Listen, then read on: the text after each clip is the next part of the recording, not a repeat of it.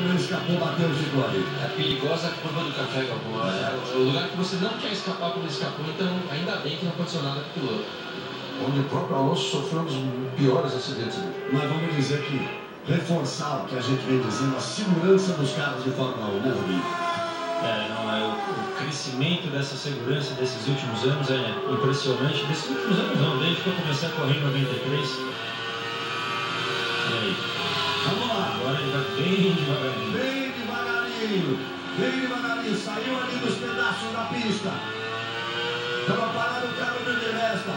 Mal dá para ver se vai ter bandeirada ou se não vai. Ali a bandeira amarela. Vem para mais, ele vem para a última volta. Ele vem para os últimos 4.309 metros. Porque aí na ponta vem Jenson Button. Jenson Button vem para a vitória. Alonso tem a frustração de estar em segundo. Ele deve estar pensando sempre não podia. Esse cara não podia ser um pouquinho antes para pelo menos brigar com o Jenson Button.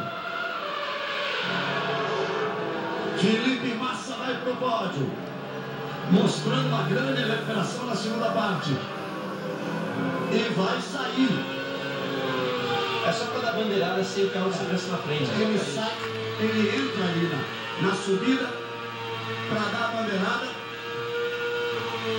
Para dar a bandeirada sem o certificado. Quer dizer, o Alonso vai ter alguns metros para tentar alguma coisa para cima do Jenson Button. Por isso não teve nenhuma comemoração ainda. Por isso ainda não teve comemoração, hein? Vamos ver. Vamos ver, vamos ver. O carro de segurança será recolhido. Bateu o primeiro, Alonso é o segundo, Massa é o terceiro, Weber é o quarto, Huckenberg é o quinto, Vettel é o sexto.